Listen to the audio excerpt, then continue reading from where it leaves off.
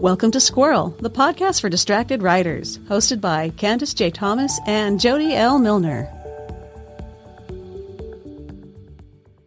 Hi, everyone. Welcome to Squirrel. This is Candace. And this is Jody. Welcome to episode 29 of our second season. And today we are talking about color theory in your writing. Yay! Do you know what I'm talking about?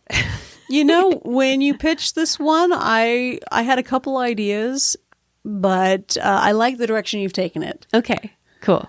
So the thing that's really neat about color theory is it helps bring in emotions, tie character traits, things that we automatically associate within our own brain. It communicates to different characters, settings, and emotions. So color theory, as a definition, is a concept used in visual arts and design that explains how color interact with each other and how they can be combined to create certain feelings, moods, and reactions. I know that there are specific instincts that we feel as readers when we see like red or black that can bring in specific emotions immediately. And we use, as writers, we use those visual tricks to create that kind of emotion. So that's what I really wanted to talk about. So basic color theory let's do a breakdown of our own personal life, how we use color. Do you want me to go first? I've seen how you've used color. You really like... Well, there is a reason that I really like color. Because I color everything. And I do have color on my spreadsheets. But what color is to me, it's like drawers. It's opening specific drawers. So if I need to reference one thing in my brain, I can automatically go to color. Like if I see the color, then I can open up that drawer. Am I making sense? That feels like the concept of synesthesia, which Sure. we'll talk about later. Okay. But color associations, like if it makes you be able to find things faster because you've associated it with a color and colors are super visual, then yeah, totally makes sense. This helps my brain store information. And I do it instinctively. So I don't even think about it. It just happens. When I'm creating something, like we create this project where we're going to do a podcast, and I immediately associate a color with it, then I already know where that information is filed in my brain. So that's really why I use color so much. It just helps separate it and organize it. And I do use certain colors for certain things also, so that I know if I need school stuff, it's labeled blue. So that can automatically go to my blue folder and know that all my school stuff is right there. That kind of stuff. So, all right. For me, like I like color. You've seen my office. I've got a bright yellow couch and bright blue walls. Like I like color, but when it comes to spending time color coding an organization system digitally, my neurospiciness goes, no. Why? Why would I want to do that? Why do you want to do that? And like the only reason I would is if I've had a hard time finding a specific folder and I don't want to search for it, then I might change the color. The only folder that is colored in all of my Google Drive is the squirrel folder because Candy colored it. It's pink. It's bright pink. So but I do use color to track the time I've spent on different activities in my planner. I have a paper planner. And it's more of a run of show, like what did I do with my day? How much time did I spend on different things? And that helps me see if I'm doing too much of one thing and I need to pull back on that and spend more time doing something else. So I have a pretty complicated system there that's super color coded. Then I think that you do that. I do, but it's retroactive. Yeah. That's true. I mean, as I said, I created a system a long time ago that my brain works with and I roll with it. when talking about other color associations, let's talk about what what was the word that you mentioned? Synesthesia. Synesthesia. So this Tell us. is our brains trying to make sense of a chaotic world. And there are people who have more of this. There's people who have less of this. This is a spectrum kind of thing. My super artistic kiddo, for a long time, we were talking about something and they would say that certain numbers brought a shade of color to their mind. So if you would say 243, they'd be like, that's kind of a green with bluish hints to it. Yeah. And- I know. Like 1 to 10, I have them all color coordinate. Yeah. So And it was kind of an instinctual thing, which same sounds with the like what you alphabet. have. Yeah. They all have a color. But synesthesia can also be like if And you number 7 wears a hat. of And course he it has a bow does. tie. Yes. And he's Back to Sesame Street. Let's go. he wears a hat because it looks like a hat. Like same with number 5, he wears a baseball cap. But yeah, 7 is purple and he's got a little bow tie. Sure. Because That's they do super clear to everyone. Well, it is because it's the scientific 7. So I cross it, and that's where the bow tie comes from. So he always wears a hat and he's got a bow tie. I love you so much. Right. Okay. But this is really cool. Well, And you don't, and your brain doesn't do this? no. Oh, that's so weird. But like there's other things that'll do I mean, weird connections. yeah. Like certain words and whatnot will have certain music.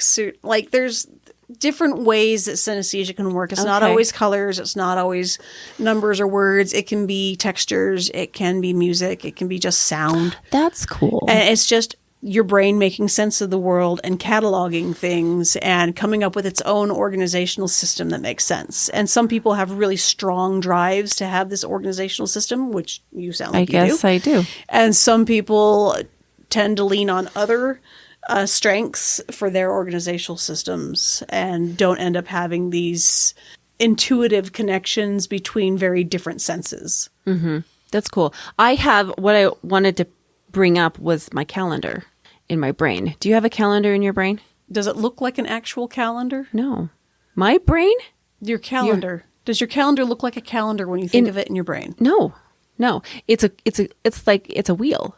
So it goes by seasons and it looks like a Simon Says little thing. Wow. But That's I mean, interesting. but it has the different months in different like Like pie slices of wedges? pie. Yeah. Yeah. And each one has a different color, but it has to do with the season. So the seasons, when the seasons are like ending or whatever, the And you months think that ending. everyone has this. Yes, I didn't even No. consider that other people might not even see a Like- calendar like this. My calendar is like my mental calendar of stuff that needs to happen is probably just a random series of endless bullet points. Really? Yeah. Oh, that's so interesting. Which can get overwhelming because none of them stand out and they all feel important. Oh my gosh. So, Yeah, no, all my seasons have colors too, right? But all the months in that season have a specific color associated with it. And it affects my mood and what I wear. So I will often wear specific colors during these specific months because that's the color that they're colored in my brain. Am I crazy? no, I would never call anyone else crazy. I think that sounds a little nuts when I say it out loud. But it shows how different everybody's minds work. Mm-hmm. But what's really cool, and coming back to color theory and stepping away from synesthesia, is that most people have agreed upon certain emotions being linked with certain colors. True. And that's where we can really bring it into a creative endeavor, is just really maximizing how we use the colors. And there's some really good examples of this. Like you have a couple things jotted down here. I do. Well, I think it's the most obvious one is the house colors for Harry Potter. Green being like envy, or Slytherin, or red being brave, yellow being friendship, and blue being like, I don't know, smart-brained. I don't remember. Something like that. But that was one some of mine go back to movies. Like in cinematography, Matrix, when they're in the Matrix, there's a green sheen to it. They use a filter or a green filter so that you understand the difference between the realities. of the being in the Matrix cold and being in the real world where it's all kind of warm.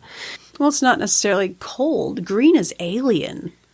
So having that alien feel to it where you can't like, put your finger on it, but you're like, this feels off. It feels off. Yep, you're right. Like beautiful little touch for them to include that. The one that I thought about in literature was the red cloaks in The Handmaid's Tale. Oh, yes. These people are identified differently, and the red is kind of symbolic to what they have to do and their role. And I don't know, almost red for us, red can mean a lot of things, but a lot of it, when it comes to red, you think of blood or danger. It's an intensity thing. Anger, yeah. Red is a high intensity color, no matter what it's representing. I mean, it could be like, oh, it's for sacrifice. Oh, it's for courage. But in this instance, it's just this intensity. Yeah, it's marking them. So, yeah, that was some of the things that I thought of. What about you? Well, and this is going back to cinematography, but if you think about any of these, you can use those colors in the writing as well. I mean, you want to use some subtlety. You can't always be like, and green, green, green, green, green, green, green, green. They're envious. Green. Don't beat your reader over the head with it. We're good. Keep it subtle. But like in Frozen, there's a ton of blue, especially in all of Elsa's scenes. Between Elsa and Anna, all of Anna's scenes, there's a lot of greens, there's a lot of yellows. In a lot of the Elsa scenes, there's just a lot of blues and whites. And it's partially to represent that her connection to ice, clearly, but also her isolation. Oh, yeah. Okay. Because she's pulling herself away from the world, and she's got, the good intentions to keep everyone safe and just be able to be herself and not hurt anyone. But she's isolating herself. Going back to a green, the Great Gatsby has a bunch of green because of the envious nature of the different characters. And she's Daisy. Which is also very symbolic. Yeah. She's sunny and, delicate flower. She's delicate. She almost kind of gets swept up in all of the everything. That's a good point. Interesting. Okay, so I asked the question costuming your character. So what do your characters resonate specific colors? Not necessarily, but I don't think in color like you think in color. Yeah. My immediate yes, I love how we answered these because I was like, do characters resonate in color? Absolutely. And because all of my characters in Vivid Terra have a specific color association. And it has to do with their personality, but it also has to do with how my brain needed to keep the details straight. So, yes, I did, like with Vespa, she has the fairy stone. It's purple. She's in the swamp. She has this like purple aura to her where it's, she's a bit different. There's color associations with all of the different sisters. But yeah, it was a trick. It was a trick for me to keep details straight. If people will read it and understand that they have different colors, I mean, it seems kind of obvious that they have different colors, but it was really to help me. Oh, yeah. But if it helps you, it helps your readers. Yes. So, but you say no. My colors, I don't associate specific colors with specific characters. However, most of my characters are magic users, and each of the magics manifest with a different color. Okay. Because there's 5 different strengths of magic, and each strength is represented by a different color. And when it has been used, the residue of that color can be seen by people who can see magic, because that's not a given. And so like my healing magic is red, and the guardian magic is blue, and the traveling magic is yellow. And some of those have color theory basis in them, and some of them feel a little bit arbitrary, but there's only so many solid colors on the color wheel you can go with. I'm like, oh yes, they're cyan. No, I'm not going to explain that. That they're blue purple. That's different than purple purple. No, yeah. But like Wheel of Time does something really similar with their magic, where each Aja has a very distinct color that goes with it, and to keep them organized within the tower, because at one point there were hundreds and hundreds of these magic users in the tower, they each had a color they would wear so you knew which group they belonged to.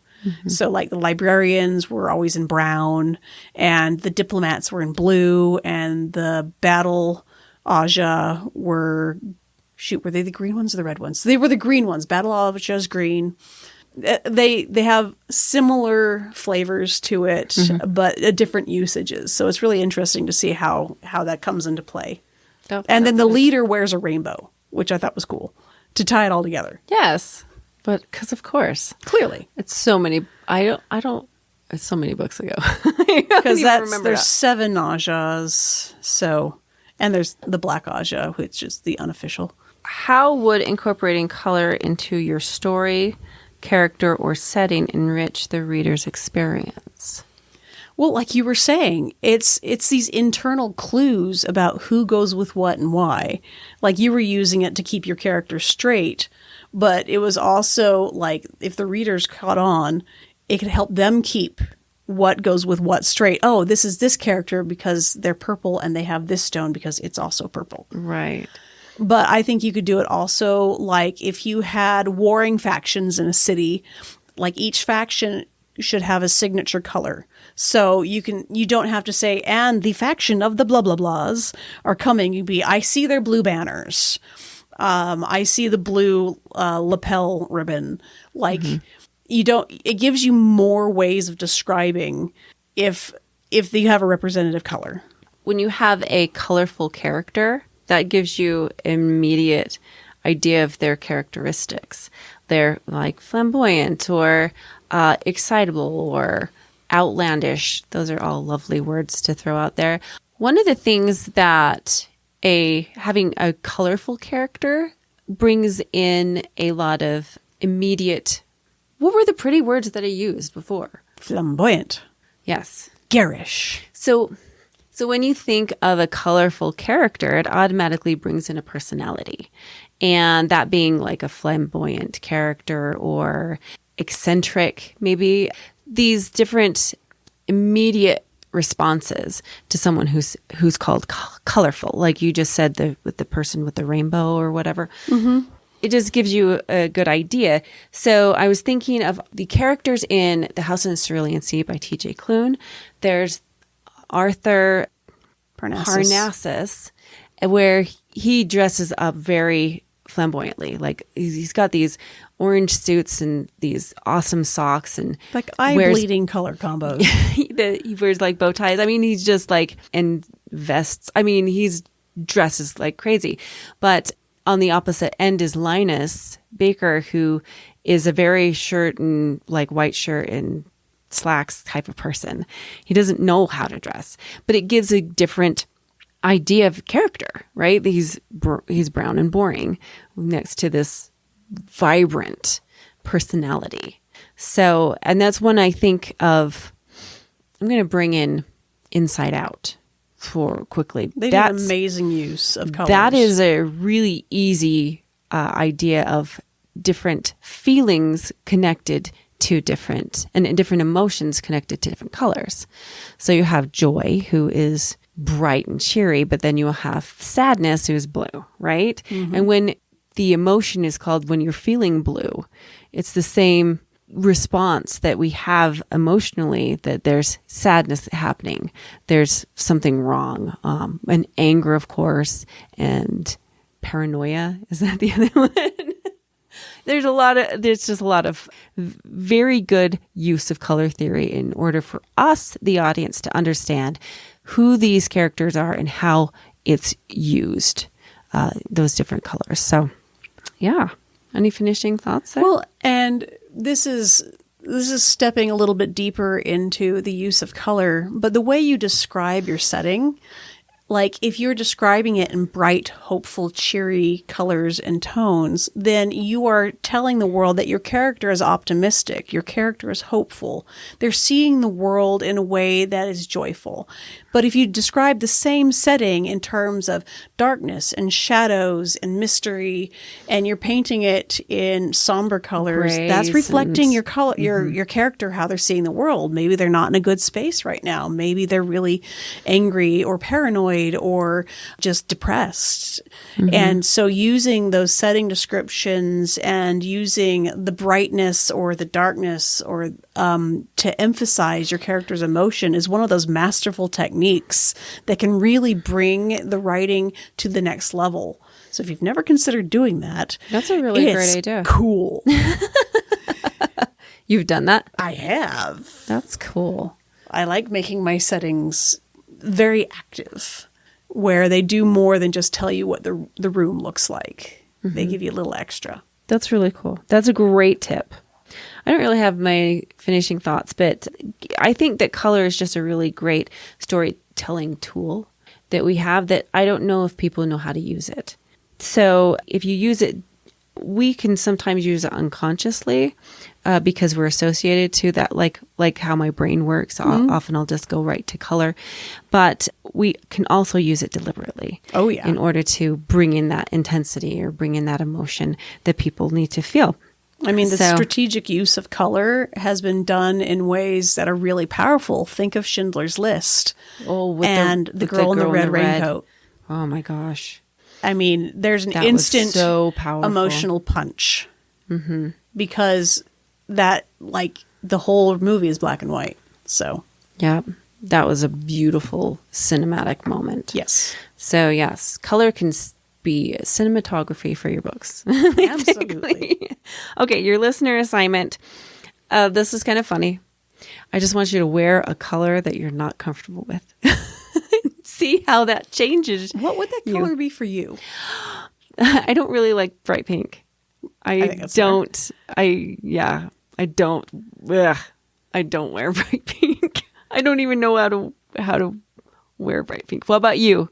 Probably a bright yellow. Yeah. I don't know if I could pull off a bright yellow. I like jewel tones, but Yeah. Well, it goes well with your hair color and yeah. you got to work with your assets. Yeah. I think maybe I'm afraid of bright pink because it might make me look like Barbie. I'm not really. I've never liked bright pink. Yeah. Okay, interesting. There you go. What color do you associate with yourself generally? Greens and yellows. Greens and yellows. Yeah, for sure. Oh yeah, if definitely yellow. I love yellow. But yeah, or a sagey green. So There you it go. makes my eyes like pop out. Like, oh my gosh, you have green eyes. I never saw that before. Not until I wear green do people know that my eyes are green. But anyway, okay. So there's your listener assignment. Yay! How do you feel? I feel colorful. Not too bad. It's a pretty good episode. What do we have next?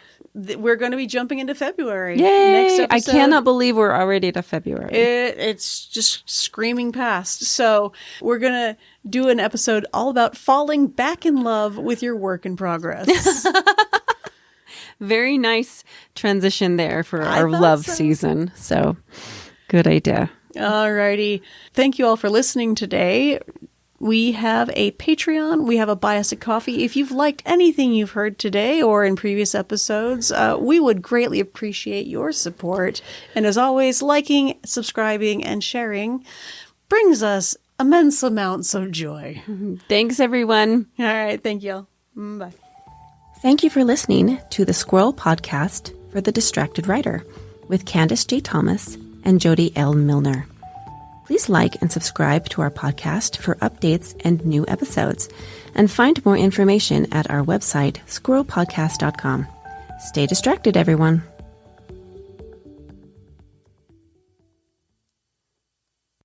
Other character that I can't remember his name. Oh, yeah. The main character. The main character that escaped me. Maybe I'll just scrap this whole part. I'm going to look it up real quick and you can start over. Okay. All right. It's a race.